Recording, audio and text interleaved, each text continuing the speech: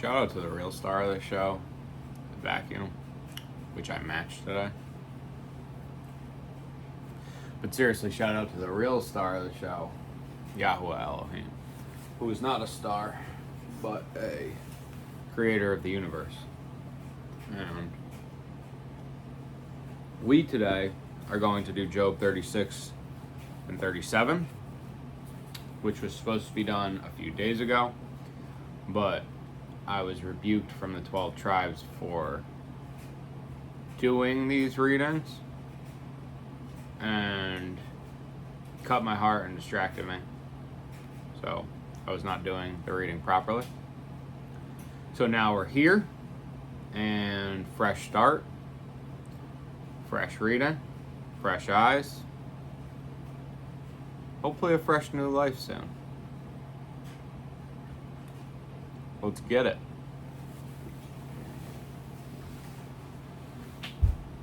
Father Yahweh, this is your word. Let the words that come out of my mouth be your words. Let the works of my hands be yours. And bless us gloriously. 100-fold, 60-fold, 30-fold. For all the things that we have given up, all the sacrifices that we have made. Every second, every dollar, every inch. Father God, well, we know that you're sovereign over all things, and that you fulfill your word and your promises. And we need to walk in your ways. Let us learn more about that today. In Yeshua's name, amen.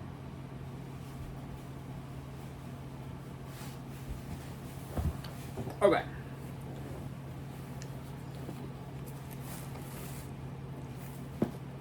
Gonna get a lot of readings out of me today. Then Elihu continued and said, "Bear with me a little, and let me show you there is still more to say for Eloah. I bring my knowledge from afar and ascribe righteousness to my Maker. For truly my words are not false. The one perfect in knowledge is with you. See, El is mighty but rejects no one, mighty in power and heart. He does not keep the wrongdoer alive, but he gives right ruling to the oppressed ones. He does not withdraw his eyes from the righteous, and sovereigns on the throne, and seats them forever, and they are exalted. And if they are bound in shackles, caught in the cords of affliction, then he reveals to them their work and their transgressions, that they have behaved proudly. He opens their ear for discipline, and commands that they turn back from wickedness. If they obey and serve, they complete their days in blessedness, and their years in pleasantness. But if they do not obey, they perish by the sword, and die without knowledge. But the defiled ones in heart become enraged. Let them not cry for help when he binds them. Their being dies in youth, and their life among the male cult prostitutes. He rescues the afflicted ones in his affliction, and opens their ears in oppression. And he also would have brought you out of distress into a broad place where there is no restraint, and what is set on your table would be filled with rich food. But you are filled with the judgment of the wrong. Judgment and right ruling take hold of you. Beware that rage does not entice you to scoffing, and do not let a large bribe turn you aside. Would he value your riches? No, not precious ore, nor all your strength. Do not long for the night, when people go up in their place. Beware, do not turn to wickedness, for you have chosen this rather than affliction. See, El is exalted by his power. Who is a teacher like him? Who has appointed him his way, or who has said you have worked on righteousness? Remember to extol his work, of which men have sung. All men have seen it. Man looks on it from afar. See, El is great, beyond our understanding, and we do not know the number of his years. For he draws up drops of water, which distill as rain from the mist, which the clouds drop down, pour down in showers on man. Also, who understands the spreading of clouds, the crashing of his shelter. See, he has spread his light upon it, and he has covered the depths of the sea. For by these he judges the people. He gives plenty of food. He has covered his hands with lightning, and commands it to strike. Its noise declares concerning him, also the cattle as to what is coming up. Also the cattle as to what is coming up. Sparks like birds know how the hurricane season is going to be. There's a certain species of bird that will fly a certain way when I think they'll probably go west when the hurricane's going to be bad in the south. And so based on their flight patterns, you can see. And I wonder which way they flew this year, because we're also hurricane barreling. There's a hurricane barreling over Texas right now. Alright. Bear with me a little and let me show you there is still more to say for Eloah. So Elihu has been since chapter 32, 33, 34, 35, 36, and then 37, rebuking Job and basically saying, you have given this whole spiel about how righteous you are, but all your actions that you're taking right now are those of an unrighteous man. And so he starts us out with, let me show you there is still more to say for Eloah. And this is not the first time that he has said, basically,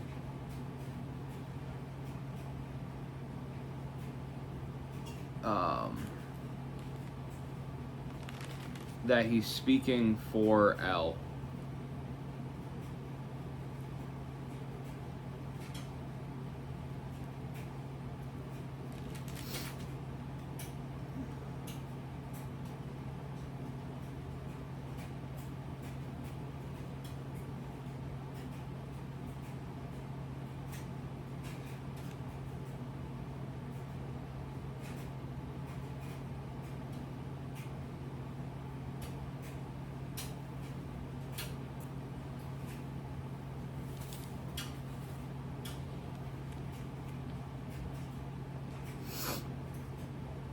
Maybe it is.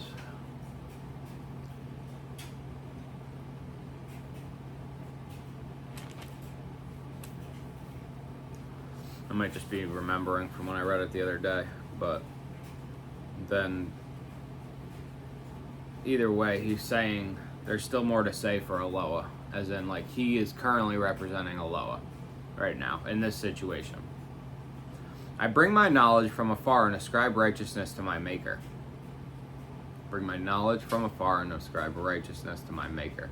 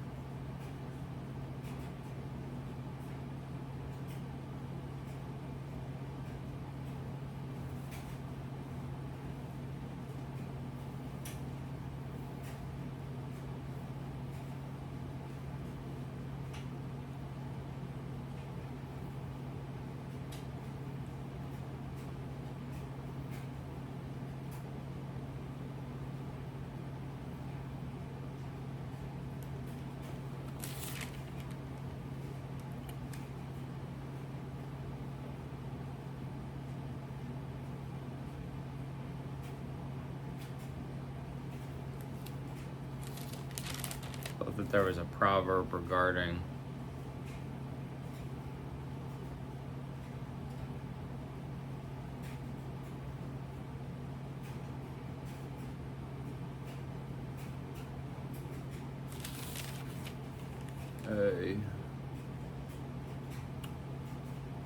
the wisdom from the mountaintop. Yeah. I mean, obviously, El is the most righteous.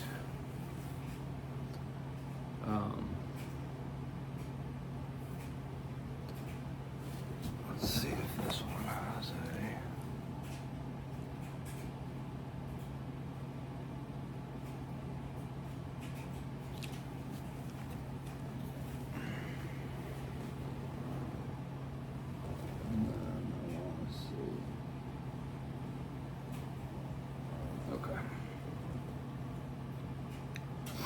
This one's got Deuteronomy 32:4, which I know that we've done before.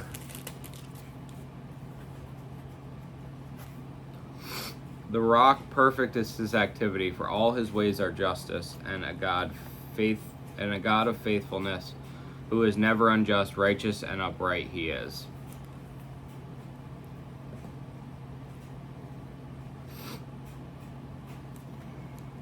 Psalm 11.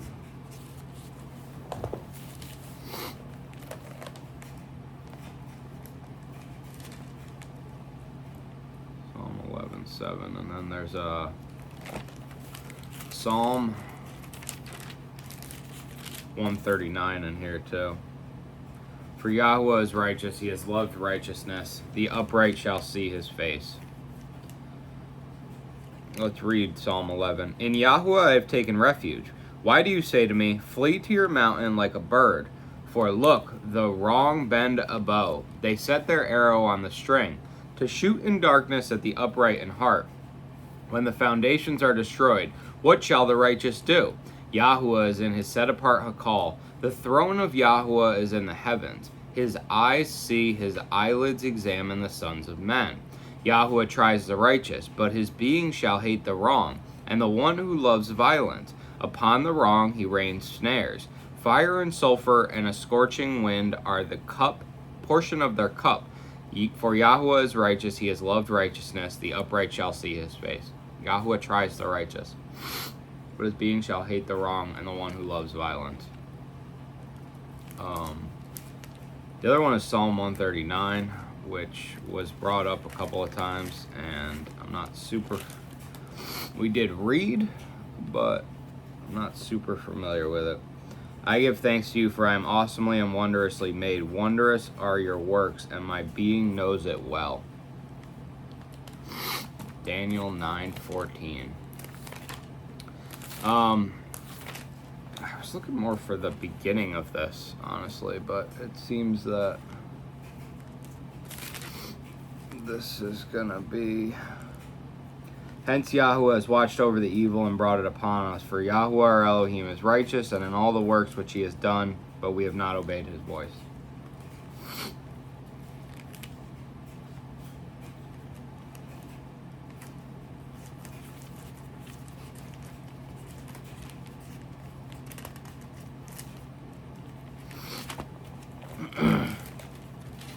And then Revelation 15:3, just because it's Revelation, we're going to go there.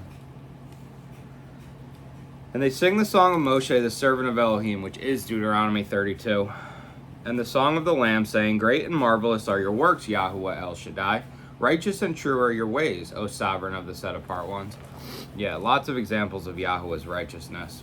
And I'm glad that we did this, because Job in 32:2 says his wrath burned because he was, speaking of Job, and the wrath of Elihu burned against Job. His wrath burned because he declared himself right rather than Elohim. So a lot of this has been making the point. 35:2, do you think this is right? Do you say my righteousness is more than that of El? So I'm glad that we went through all those and just showed throughout from Deuteronomy to Revelation, which is actually a reference of the Song of Deuteronomy, which is Deuteronomy 32. There's many examples of the righteousness of El, many declarations of the righteousness of El. Especially the Psalms, because David sings as much trouble as he has throughout the Psalms. He vehemently declares the righteousness of Elohim. For truly my words are not false. The one perfect in knowledge is with you. The one perfect in knowledge. Yahweh created all the knowledge. So...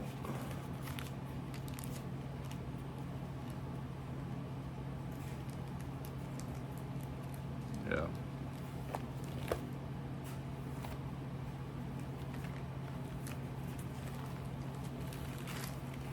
I need a bookmark. That's what I need.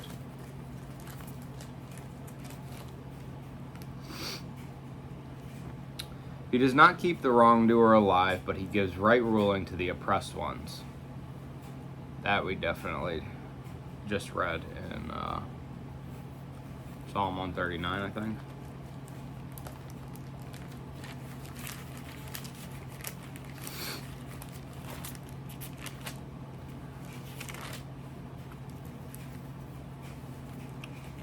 Maybe it was Psalm 11.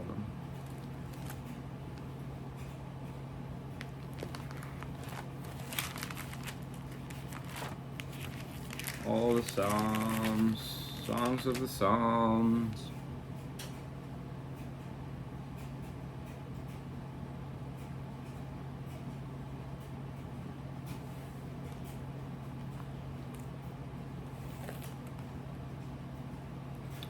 But his being shall hate the wrong.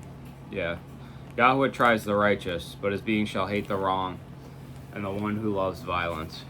Kind of the whole concept of his taking them into the promised land. And I've heard a sermon, not a sermon necessarily, but about how man is not made to fight the battle. Yahweh is the man of battle from Exodus 15:3. Which is cool, but why have them fight it in the promised land? Because if Yah wanted to do it, he'd have done it then. Exodus 15:3, Yahweh is a man of battle, Yahweh is his name. This is another song in the wilderness. Then Moshe and the children of Israel sang this song to Yahweh and spoke, saying, I sing to Yahweh, for he is highly exalted. The horse and its rider he has thrown into the sea. Yah is my strength and song, and he has become my deliverance. He is my El, and I praise him, Elohim of my father, and I exalt him. Yahweh is a man of battle, Yahweh is his name. He has cast Pharaoh's chariots and his army into the sea, and his chosen officers are drowned in the sea of reeds.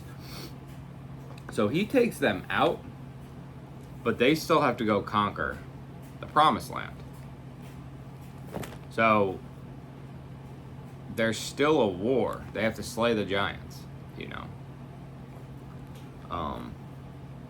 So if he didn't want us to have the skill of going into battle, then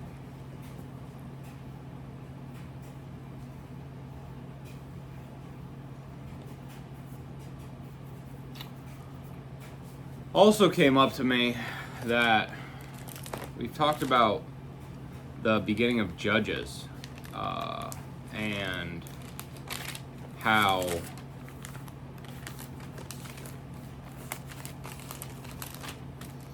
the tribe of Yehuda are the only ones who get the foreigners out of the land, the inhabitants out of the land successfully. Everybody else just lets them live, and so that's what a lot of the war is over. It's just getting people out of the land, continually getting people out of the land of Israel, because it wasn't done in the first place. So gotta wipe them out.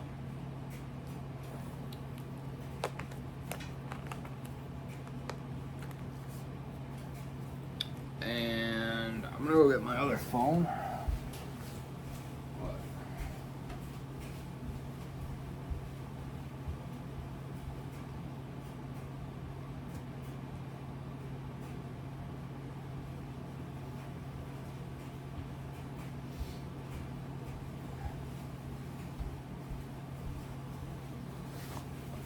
I also think that it's somewhere in Exodus.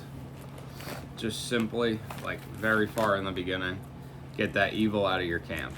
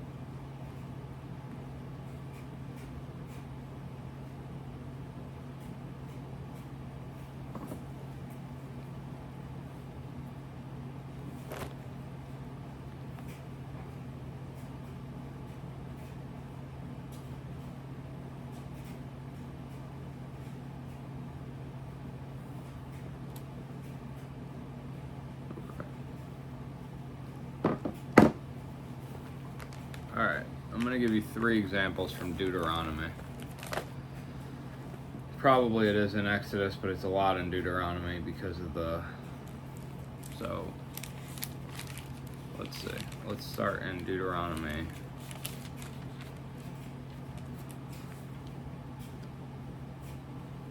(17:7). The hand of the witness shall be first against him to put him to death, and the hand of all the people last. So you shall purge the evil from your midst. Okay. 19:19. Then you shall do to him as he thought to have done to his brother. Thus you shall purge the evil from your midst. 24:7. When a man is found kidnapping any of his brothers of the children of Israel, and treats him harshly or sells him, then the kidnapper shall die. Thus you shall purge the evil from your midst. Bye. So it goes back to 6. He does not keep the wrongdoer alive, but he gives right ruling to the oppressed ones. He does not withdraw his eyes from the righteous, and the sovereigns on the throne, and seats them forever, and they are exalted. Who is...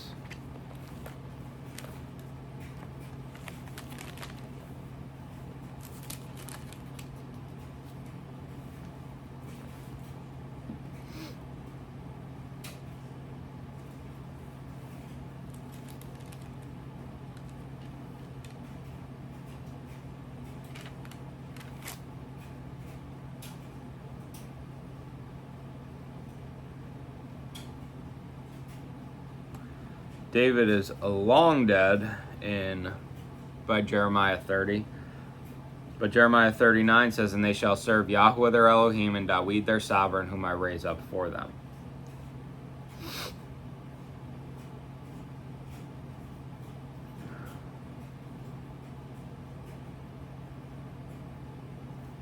I think it might be Chronicles.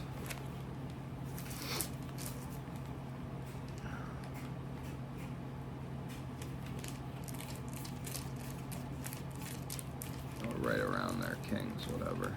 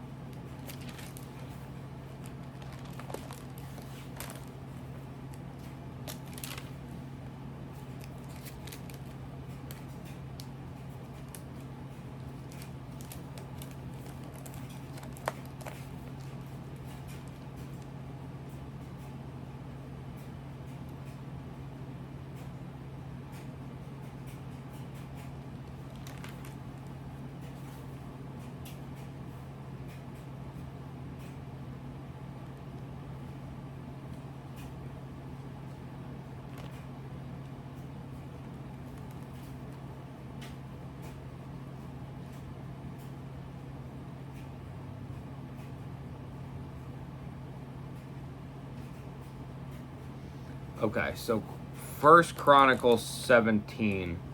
We'll start at verse 9. And I shall prepare a place for my people Israel, and plant them, and they shall dwell in a place of their own, and move no more.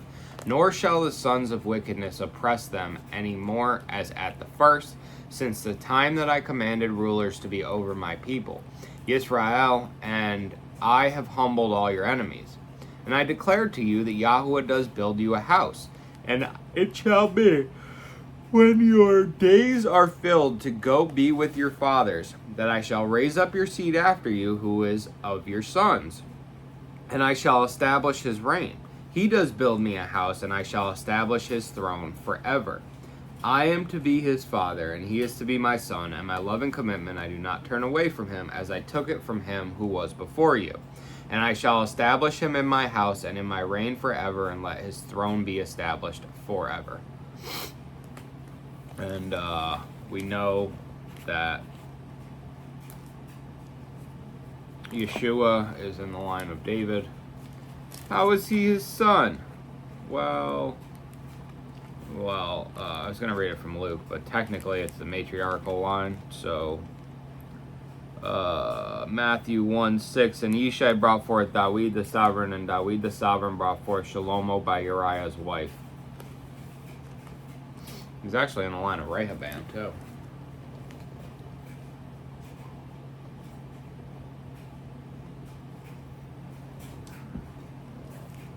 Okay. I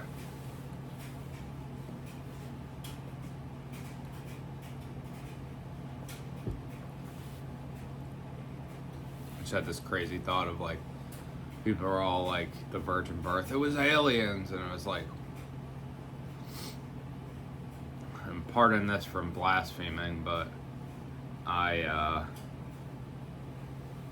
what if it was like David's frozen seed in Mary, and there was like this, just like somebody extracted the seed from David and froze it, and nah, couldn't happen. Not how it happened. We don't know how it happened. Maybe that's how it happened, but that's probably not how it happened. And if they are bound in shackles, caught in the cords of affliction, then he reveals to them by their work and their transgression that they have behaved proudly. He hates the pride, Proverbs 6. Hates the pride. These 6 matters Yahuwah hates, and 7 are an abomination to him. A proud look, a lying tongue and hands shedding innocent blood, a heart devising wicked schemes, feet quick to run to evil, a false witness breathing out lies, and one who causes strife among brothers.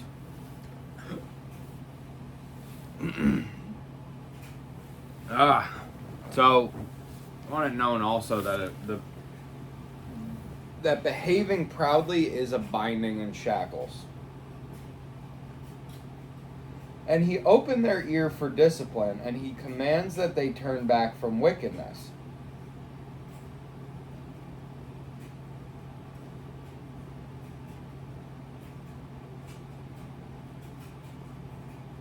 It's quite literal. Quite literal. Hear, O Yisrael. What is that from?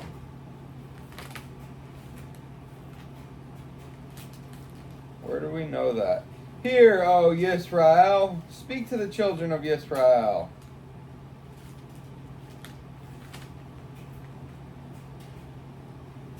And this is the command, the laws and right rulings which Yahuwah your Elohim has commanded you to teach you to do in the land which you are passing over to possess, so that you fear Yahuwah your Elohim to guard all his laws and his commands, which I command you and your son and your grandson all the days of your life, and that your days be prolonged.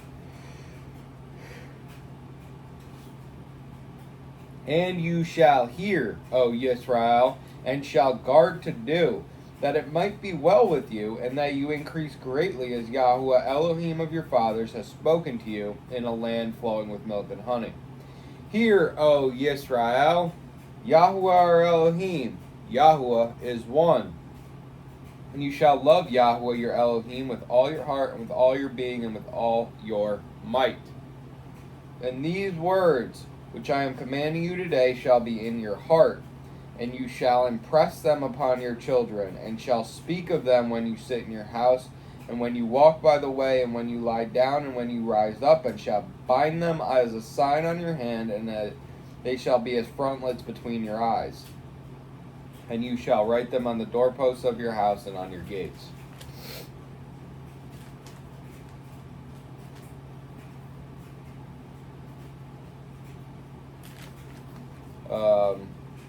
Proverb 8:1, does not wisdom call and understanding lift up her voice? There's a vocalization here.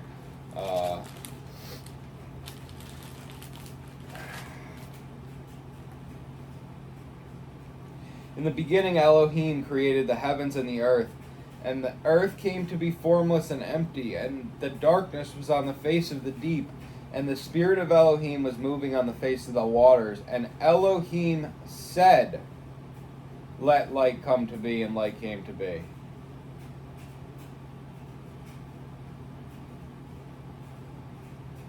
Elohim said. And Elohim saw the light that it was good, and Elohim separated the light from the darkness, and the Elohim called the light day, and the darkness he called night. And there came to be evening, and there came to be morning one day. Elohim said, let an expanse come to be in the midst of the waters, and let it separate the waters from the waters.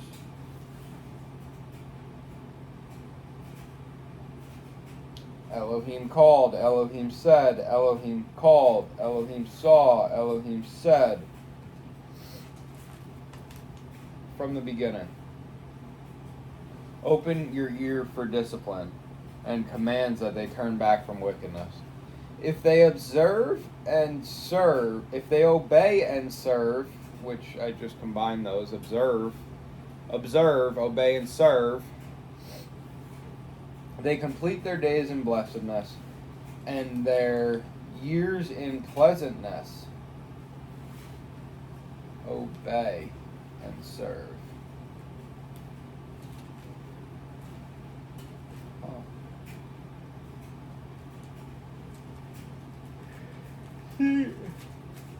Because a king has rules. King has what? King has rules. And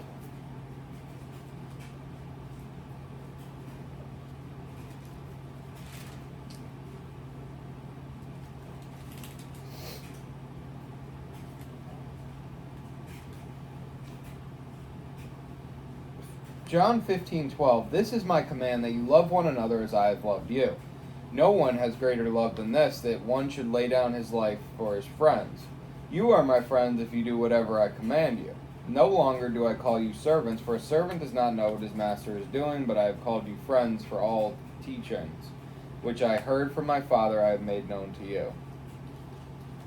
You did not choose me, but I chose you and appointed you that you should go and bear fruit, and that your fruit should remain, so that whatever you ask the Father in my name, he might give you. These words I command you, so that you love one another.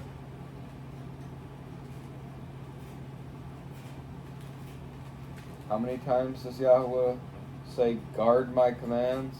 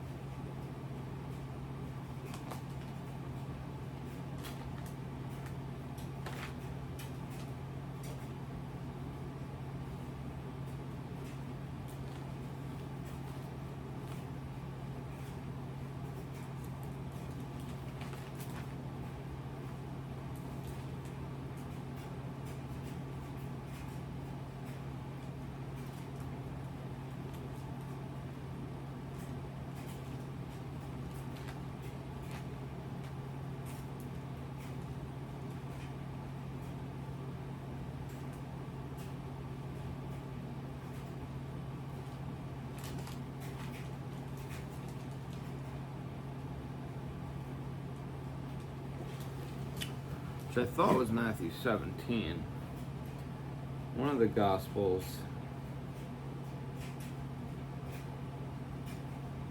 We read it at Passover.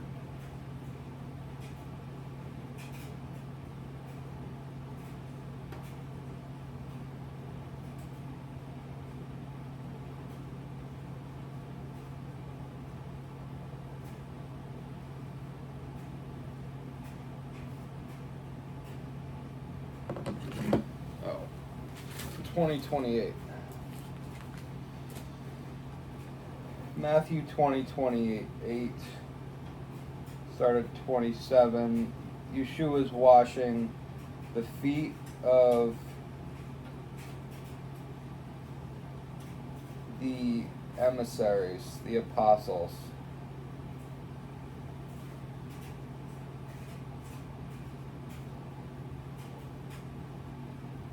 No, he's not.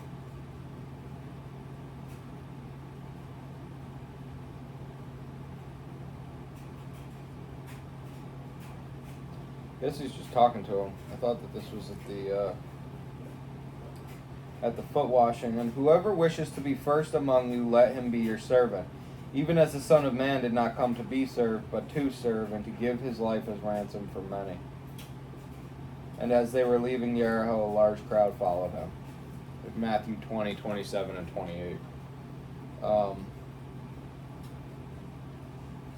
If they obey and serve, they complete their days in blessedness and their years in pleasantness. If they do not obey, they perish by the sword and die without knowledge.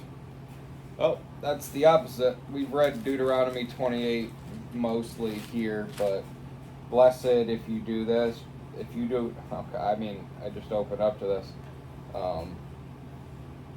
Deuteronomy 28, and it shall be, if you diligently obey the voice of Yahweh your Elohim, to guard to do all his commands which I command you today, that Yahweh your Elohim shall set you high above all the nations of the earth. And then we go to 15. And it shall be, if you do not obey the voice of Yahweh your Elohim, to guard to do all his commands and his laws which I command you today, all these curses shall come upon you and overtake you. Okay? Job 11 and 12. But the defiled ones in heart become enraged. Let them not cry for help when he binds them. Binds them.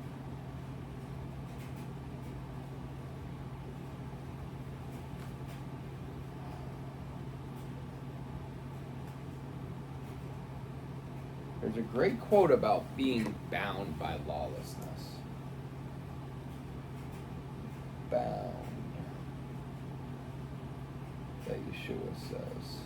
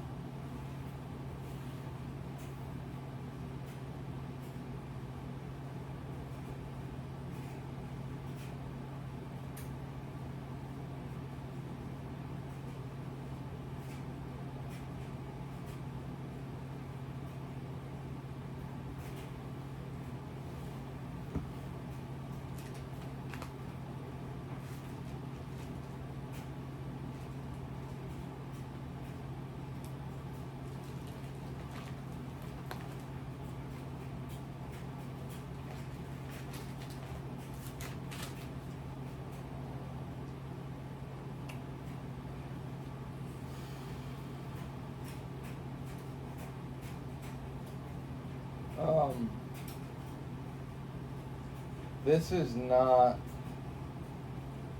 Yeshua, but I just want to make the example here. In Acts 8, there's a magician named Shimon who becomes immersed, and he sees the power that the set-apart spirit has over people, and he wants that power. He wants that authority. He doesn't want the works of it. He just wants the power and the authority.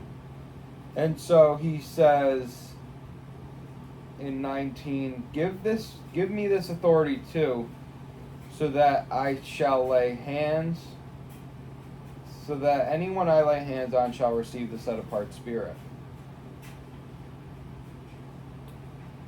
Verse 18, and Shimon, seeing that through the laying on of hands of the emissaries the set-apart spirit was given, he offered them money, saying, give me this authority too, so that anyone I lay hands on shall receive the set-apart spirit. But Kepha said to him, let your silver perish with you, because you thought to buy the gift of Elohim through money. You have neither part nor lot in this matter, for your heart is not right before Elohim.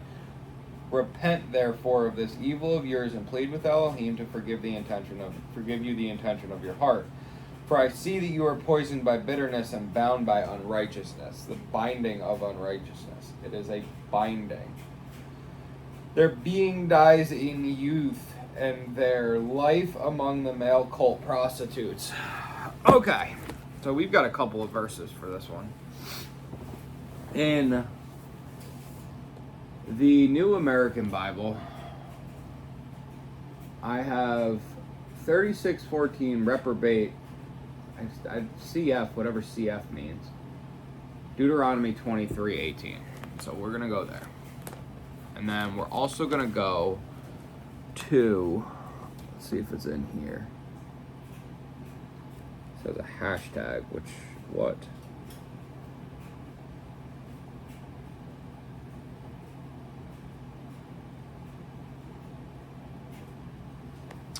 Interesting. Because there's, I know there's a Revelation reference. Deuteronomy 18. Do not bring the harlot fee of a whore or pay the dog to the house of Yahuwah, your Elohim, for any vowed offering, for both of these are an abomination to Yahuwah, your Elohim. Pay of a dog is a male prostitute. And I am very sure that they're rebuked in Revelation as well.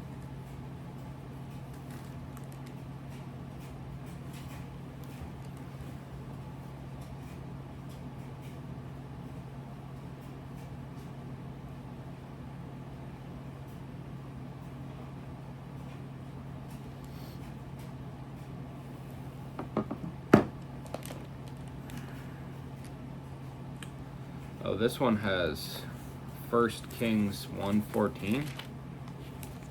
Is that right? 14:14? So I want to see because, right.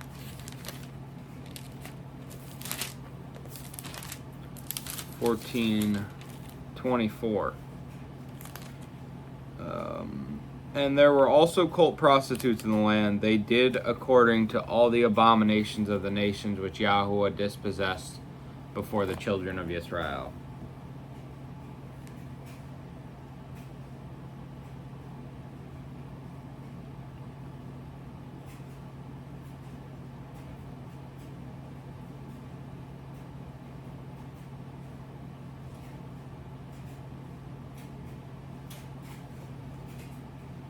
Okay. Deuteronomy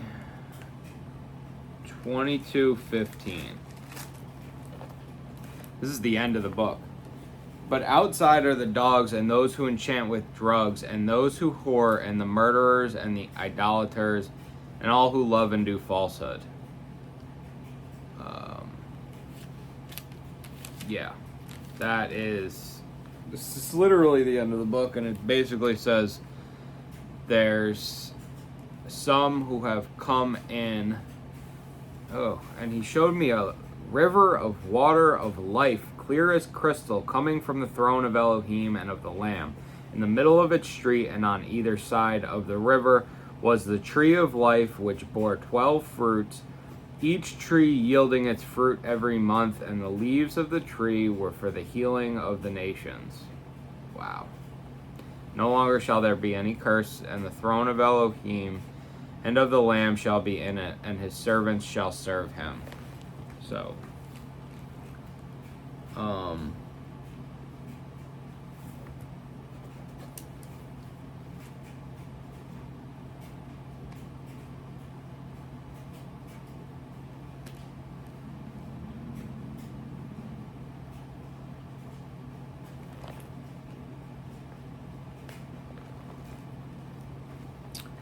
So, dogs, male cult prostitutes, and the whores, and yeah.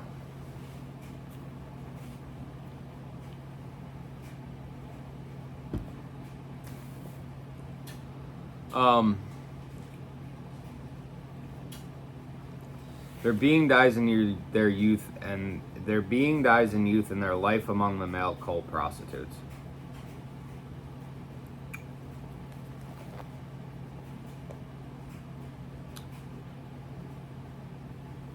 This is after the New Jerusalem descends. And they're not let in.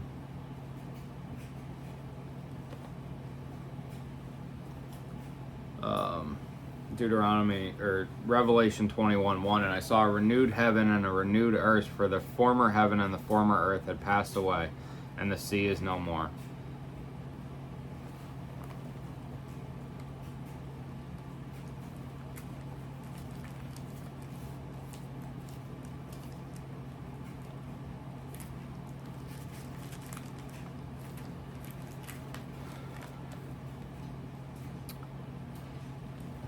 Matthew 5:17, do not think I came to destroy the Torah or the prophets. I did not come to destroy, but to complete. For truly I say to you, till the heaven and the earth pass away, one yod or one tittle shall by no means pass from the Torah till all be done. That much has to be done. Okay.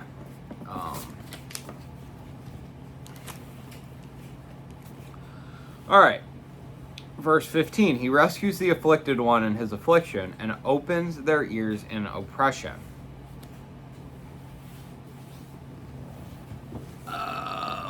He rescues the afflicted one in their affliction and opens their ears in oppression.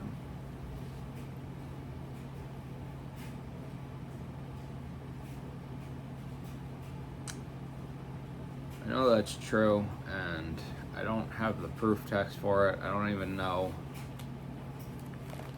where.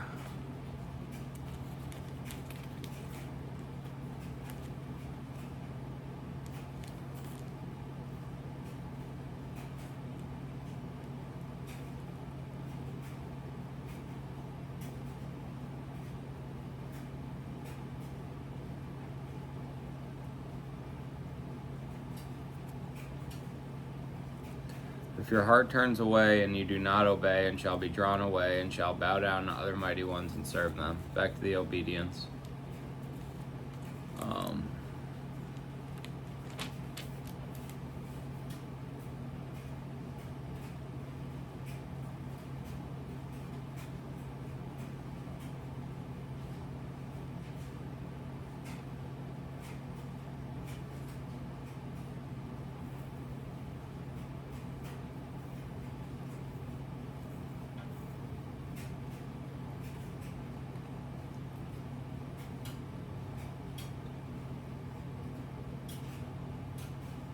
The afflicted.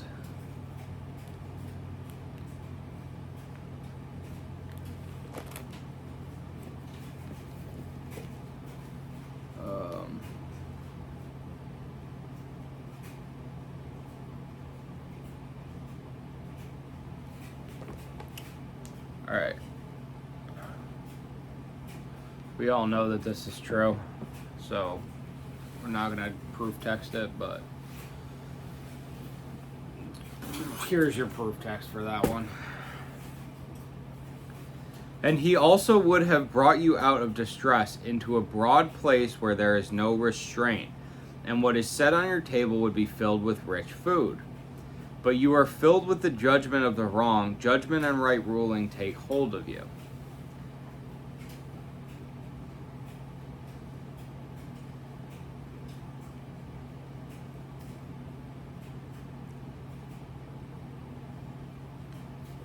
Into a land flowing with milk and honey.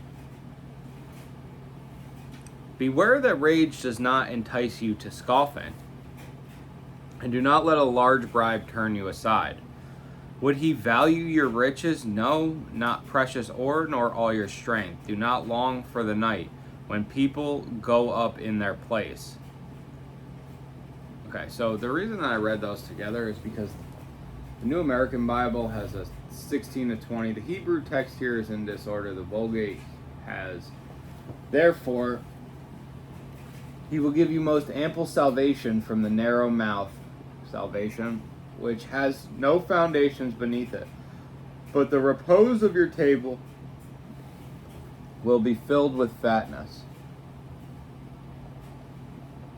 Your case has been judged as that of the wicked case, and judgment you will receive. Let no wrath then overcome you, that you oppress anyone, nor let numerous gifts mislead you. Lay down your greatness without tribulation, and all who are mighty in strength, do not draw out the night, that people may go in place of them. Wow. So that is very akin to salvation when it's read like that.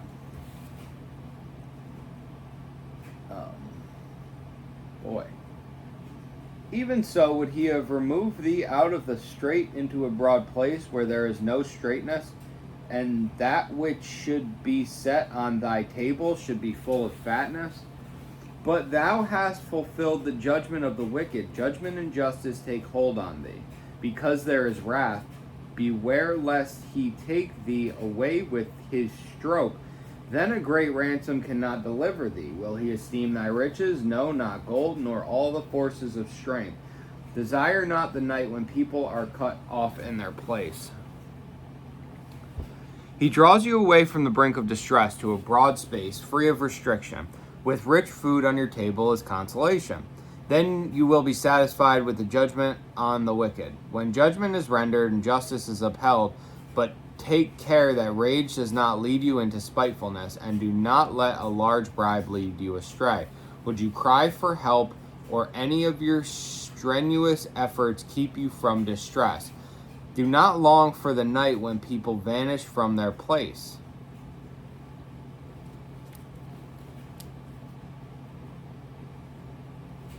He also allured you out of distress into a broad place where there was no cramping, and what was set on the table was full of fatness. But you were full of the judgment on the wicked. Judgment and justice seize you. Beware lest wrath entice you into scoffing, and let not the greatness of the ransom turn you aside. Will your cry for help avail to keep you from distress, or all the forces of your strength? Do not long for the night when peoples vanish in their place. Okay.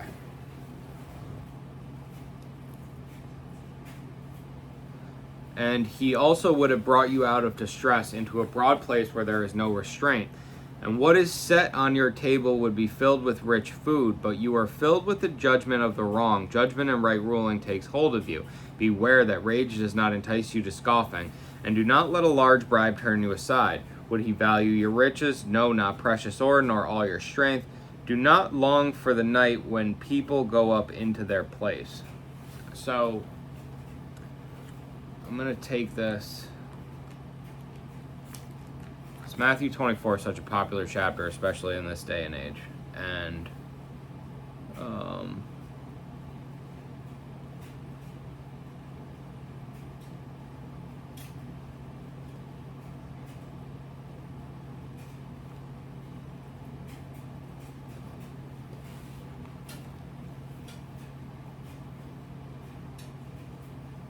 start in verse 7.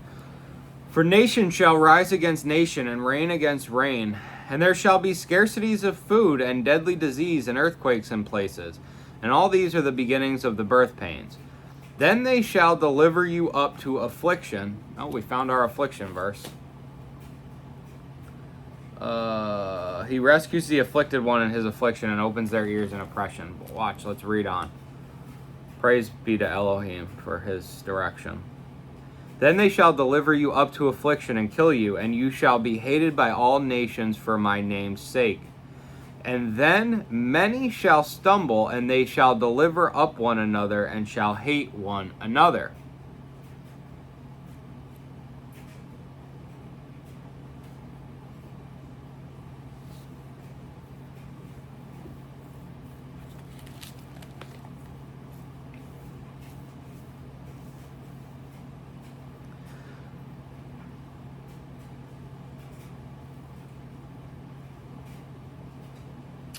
Beware that rage does not entice you to scoffing. Alright, since we're in verse 18, so there's a lot to unpack in this.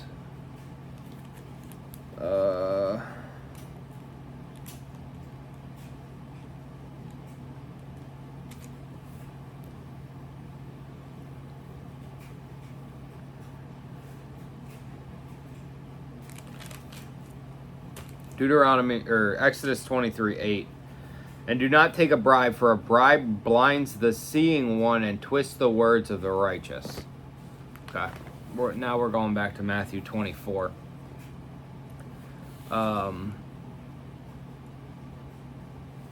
10. And then many shall stumble, and they shall deliver up one another, and shall hate one another. And many false prophets shall rise up and lead many astray. And because of the increase in lawlessness, the love of many shall become cold. Beware that rage does not entice you to scoffing, but you are filled with the judgment of the wrong. Judgment and right ruling take hold of you. Your case has been judged as that is of the wicked. Case and judgment you will receive. Let's see, because there's one verse that I'm looking for. And this is the good news of the rain. And this good news of the rain shall be proclaimed in all the world as a witness to all the nations, and then the end shall come. So when you see the abomination that lays waste spoken of by Daniel the prophet, set up in the set apart place, he who reads, let him understand. Then let those who are in Yehuda flee to the mountains. Let him who is on the housetop not come down to take whatever out of his house, and let him who is in the field not turn back to take his garment. And woe to those who are pregnant, and to those who are nursing and children in those days. And pray your flight does not take place in winter or on the Sabbath. For then there shall be great distress, such as has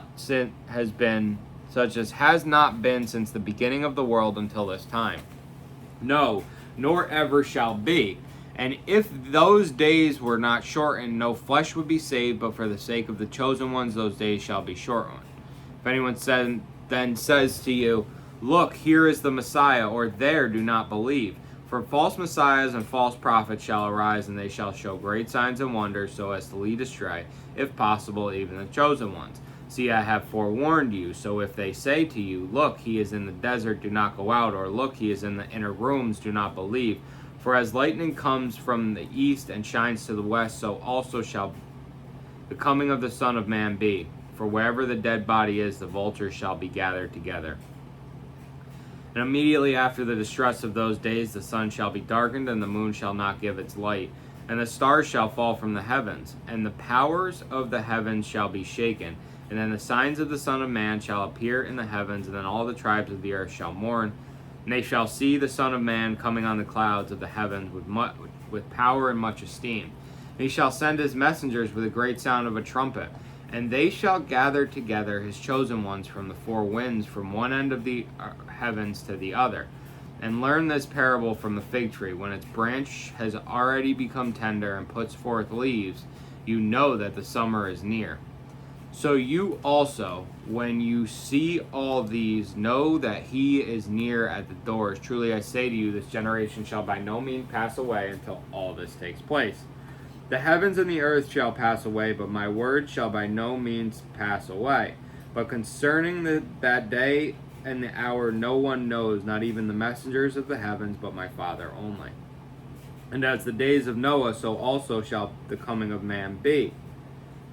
For as they were in the days before the flood, eating and drinking, marrying and giving in marriage, until the days that Noah entered the ark, and they did not know until the flood came and took them all away, so also shall the coming of the Son of Man be.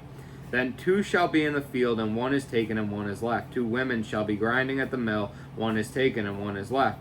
Watch therefore, for you do not know what hour your master is coming. And you know this, that if the master of the house had known what hour the thief would come, he would have watched and not allowed his house to be broken into. Because of this, be ready too, for the Son of Man is coming at an hour when you do not expect him. Who then is a trustworthy and wise servant, whom his master set over his household to give them food in season? Blessed is that servant whom the master, having come, shall find so doing. Truly I say to you that he shall possess him over all his possessions. But if that evil servant says in his heart, my master is delaying his coming, and begins to beat his fellow servants and to eat and drink with the drunkards, the master of that servant shall come on a day when he does not expect it, and at an hour he does not know, and shall cut him in two and appoint him with this portion with the hypocrites. There shall be weeping and gnashing of teeth. Okay, so the verse that we were going to. Then 2 shall be in the field, the one is taken and the one is left. 2 women shall be grinding at the mill, one is taken, one is left. Do not long for the night when people go up in their place. It says, wait.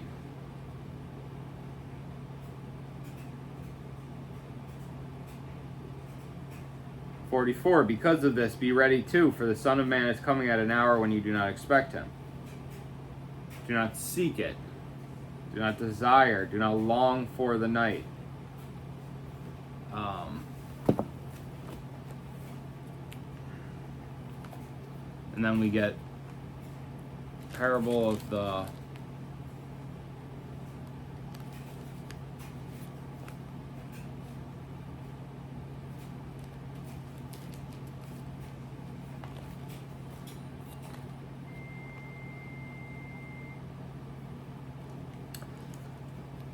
Matthew 25:5. Now while the bridegroom took time, they all slumbered and slept. 5 of them were wise. All right. Matthew 25. Then the reigns of the heavens shall be compared to 10 maidens who took their lamps and went out to meet the bridegroom. And 5 of them were wise and 5 foolish. Those who were foolish, having taken their lamps, took no oil with them. But the wise took oil in their containers with their lamps. Now while the bridegroom took time, they all slumbered and slept. And at midnight a cry was heard, see, the bridegroom is coming, go out to meet him. Then all those maidens rose up and trimmed their lamps. Okay, so they all slumbered and slept. Do not long for the night when people come up in their place. Okay. Have your oil ready. Do not long for the night.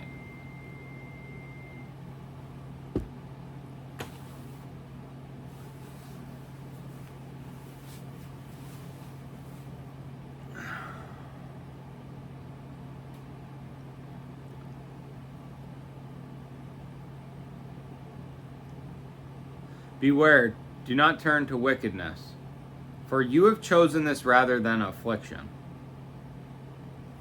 What did we read about affliction?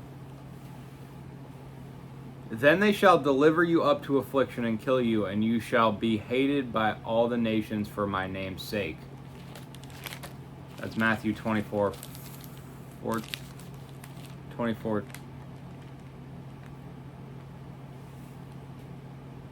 9.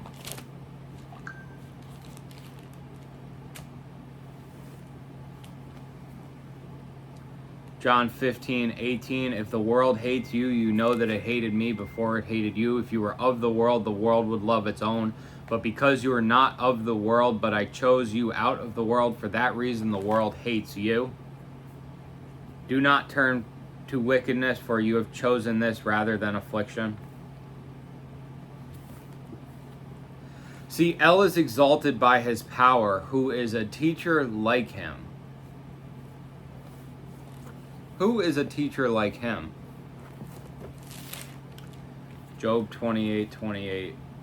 See, the fear of Yahweh, that is wisdom, and to turn from evil is understanding. I also want to point out in 19, know not precious ore nor all your, would he value your riches, know not precious ore nor all your strength. That whole beginning of 28, from 28:1 to basically 18:19, it's talking about a man who goes, and if you haven't seen the reading on 28, it is very, very applicable to life and worldly desires. But there's the whole beginning of that just basically shows how much we work for money and gold and finer things of life and displays of richness, and how little of it matters. He ends up coming to compare it to wisdom throughout 12, 20, and 28. So you see this gorgeous transition from the beginning of Job. It's such a focus on the efforts and sacrifices made for wealth accumulation, and then you get this transition to wisdom and the true value of wisdom over a physical, tangible wealth substance. Just gorgeous, just beautiful. And we know all throughout the Proverbs it's compared to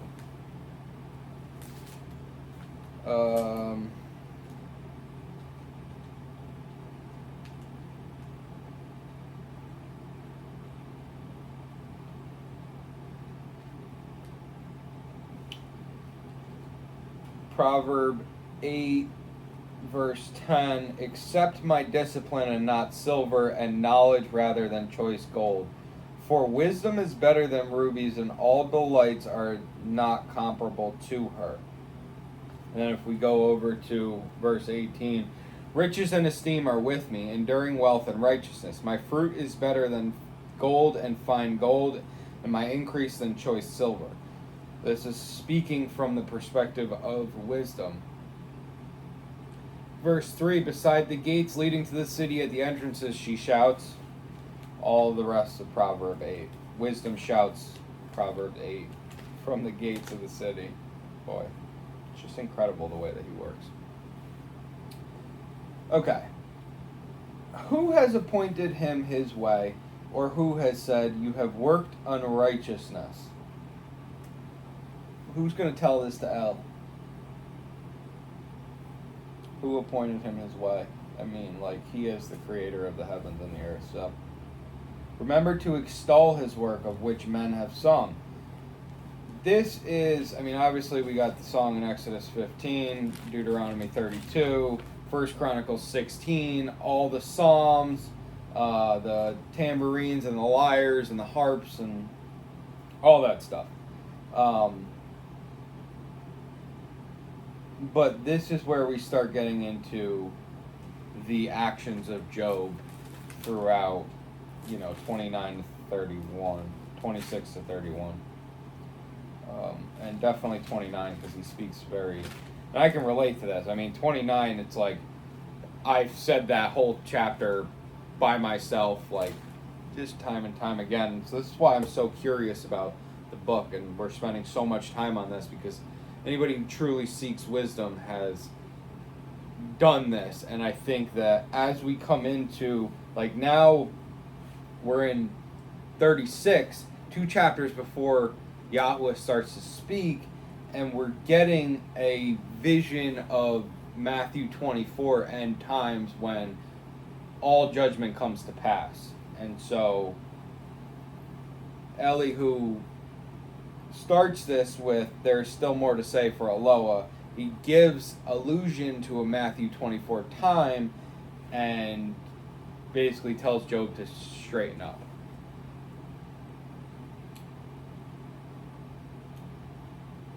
All men have seen it. Man looks on it from afar.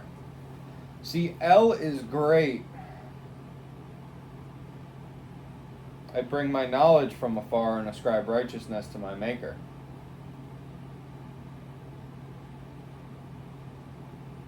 See, El is great beyond our understanding, and we do not know the number of his years.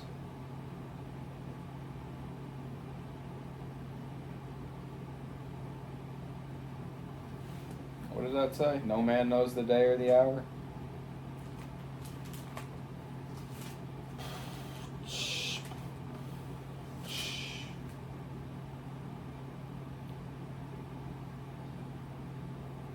"42, watch therefore, for you do not know what hour your master is coming. 44, because of this be ready too, for the Son of Man is coming at an hour when you do not expect him. 43, and know this, that if the master of the house had known what hour the thief would come, he would have watched, and not allowed his house to be broken into." A day is like 1,000 years, and 1,000 years like a day. In James.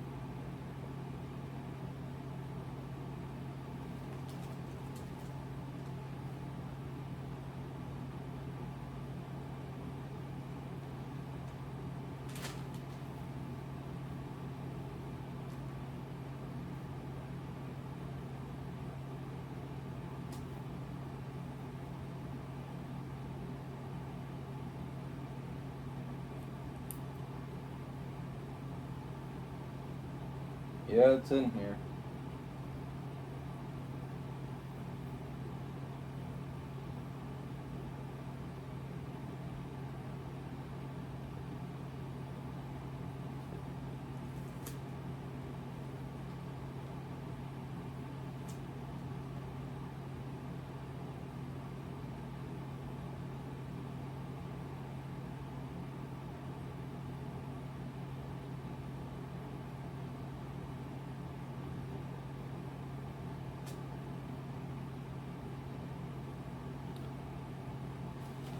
Somebody watching this who's like, it's right there. You know, and it's just one of those things that sometimes, like, you just can't see it. But we're going to find it. We're going to read it. A day.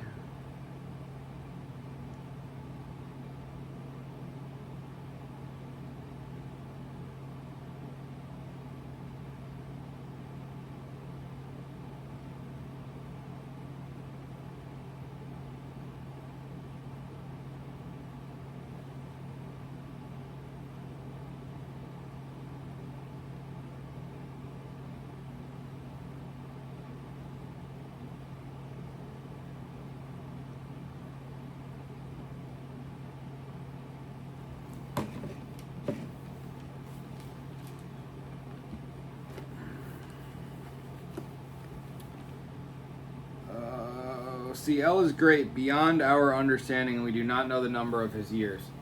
For he draws up drops of water, which distill as rain from the midst. Okay.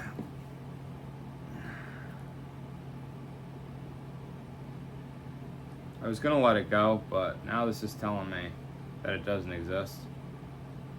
Oh, this is Peter. I had the wrong apostle. Sorry, Peter. This whole time, I literally thought that it was, James. I've been ascribing that to James this whole time.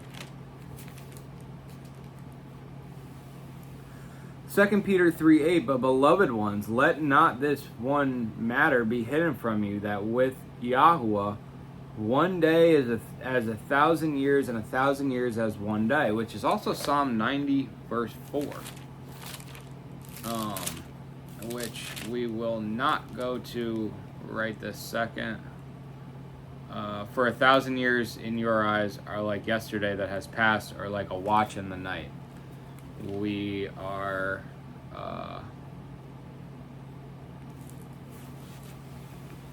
yeah, I just wanted to make that point. So 2 Peter 3:8. Now I know. I use that a lot, and I should have known where it was. Okay. For he draws up drops of water which distill as rain from the midst, which is, I love the way that that's said. This refers to the showers of verse 28 if the verse order indicated above is correct. What?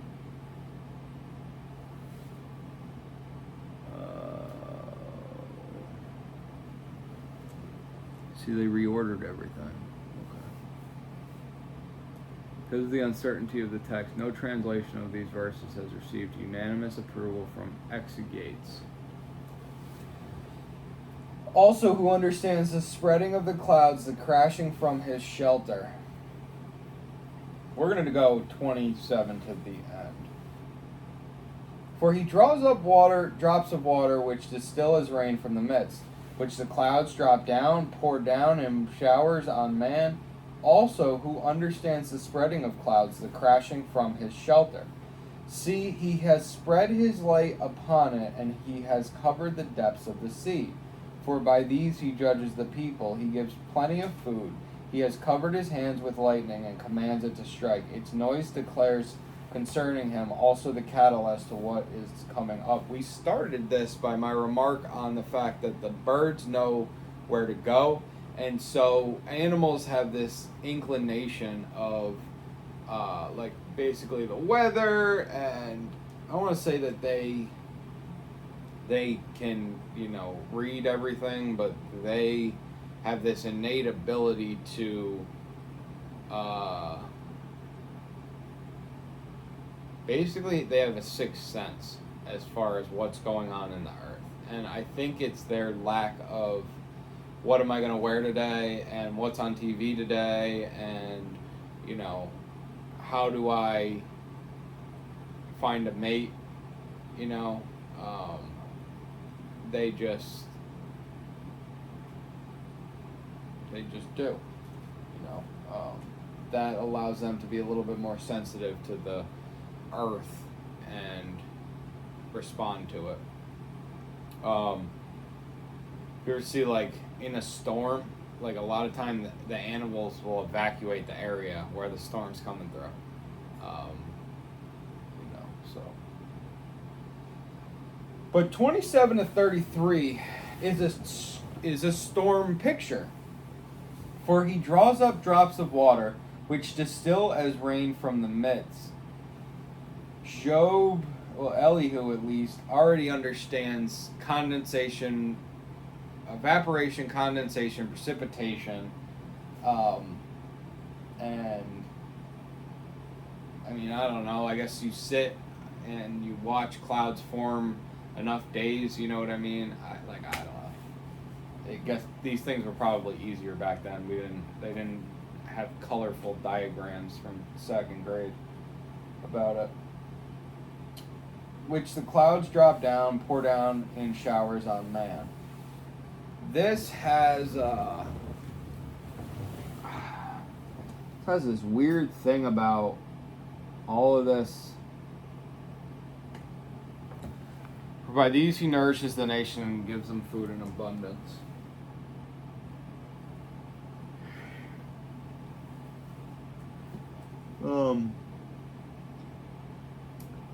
Also, can any understand the spreading of the clouds or the noise of his tabernacle? Also, who understands the spreading of the clouds or the crashing of his shelter? Lo, as he spreads the clouds in its layers, as the carpeting of his tent. Can anyone understand the layers of his clouds, the thundering from his tent? Can anyone understand the spreading of the clouds, the thundering of his pavilion? Yeah, this New American Bible, I just wanted to read all the translations for verse 29 because this Bible says that there's that nobody's ever agreed on 36:29 and what it actually means, and so, but it seems like everything's pretty similar. I just wanted to check it.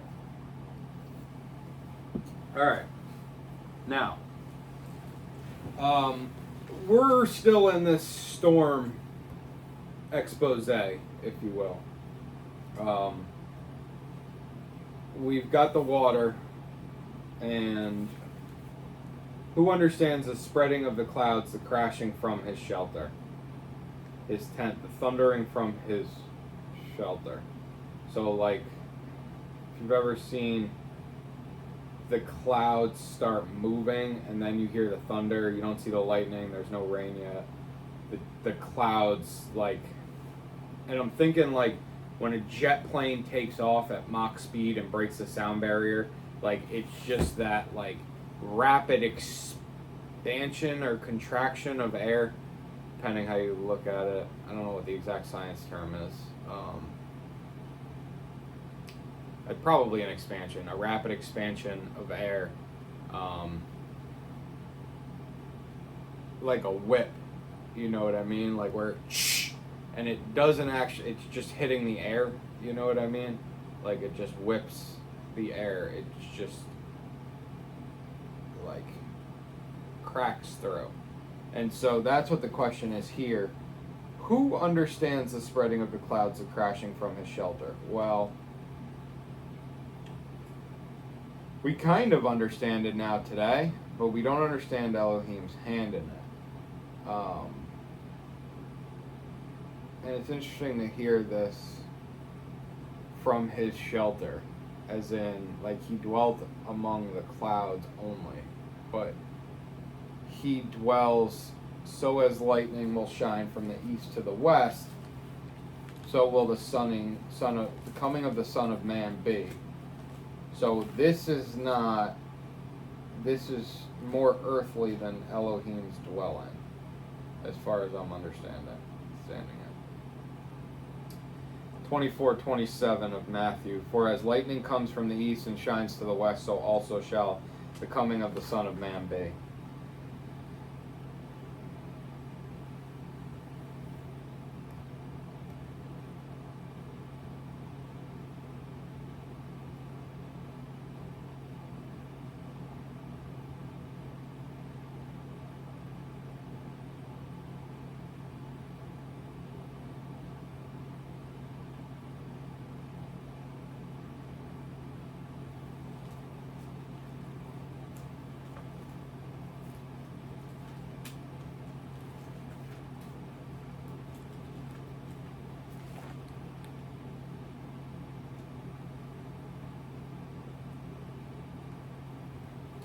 Revelation 21:2, and I, Yohanan, saw the set-apart city, renewed Jerusalem, coming down out of the heaven from Elohim, prepared as a bride adorned for her husband. And I heard a loud voice from the heavens saying, See, the dwelling place of Elohim is with men, and he shall dwell with them, and they shall be his people. And Elohim himself shall be with them and be their Elohim. And Elohim shall wipe away every tear from their eyes, and there shall be no more death, nor mourning, nor crying, and there shall be no more pain, for the former matters have passed away. And he was sitting on the throne.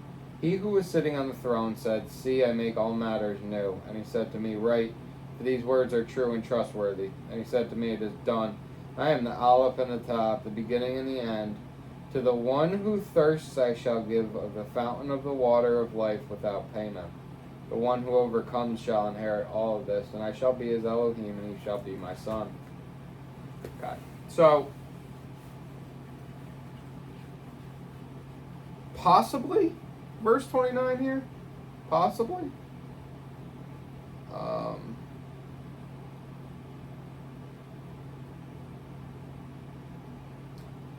Crashing from his shelter, clouds. Spreading of the clouds, crashing from his shelter.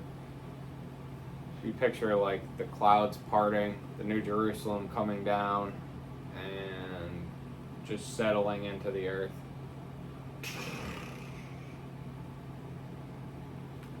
See, he has spread his light upon it, and has covered the depths of the sea.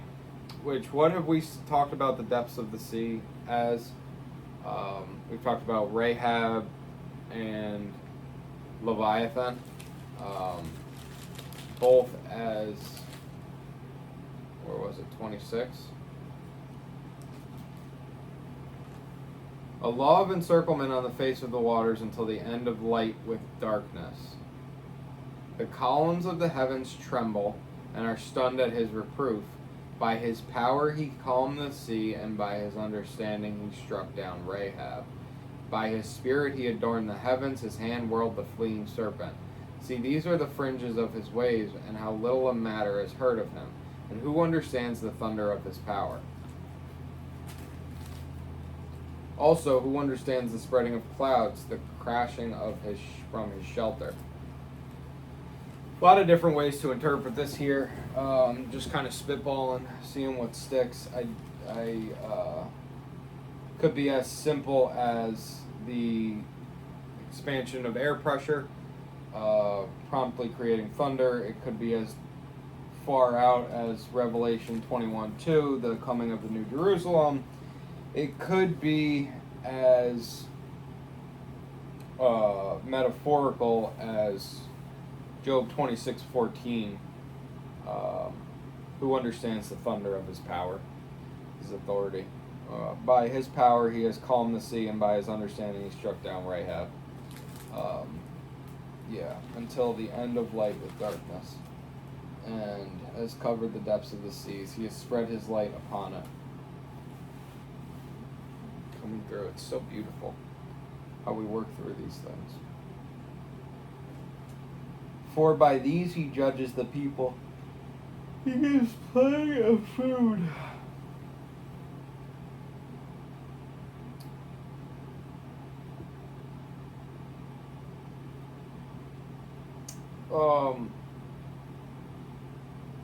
He has covered his hands with lightning and commands it to strike.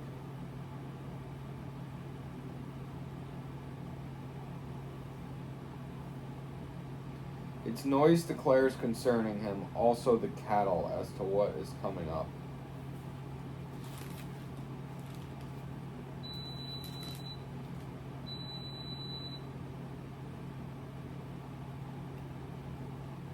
By his power he calmed the sea, and by his understanding he struck down Rahab.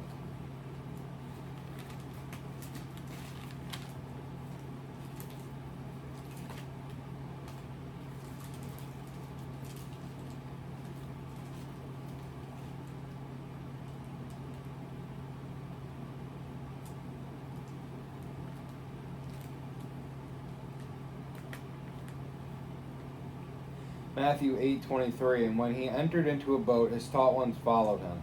And see, a great gale arose over the sea, so that the boat was covered by the waves, but he was sleeping. And his taught ones came to him and woke him up, saying, Master, save us, we are perishing. And he said to them, Why are you afraid, O you of little belief? Then having risen, he rebuked the winds and the sea, and there was a great calm.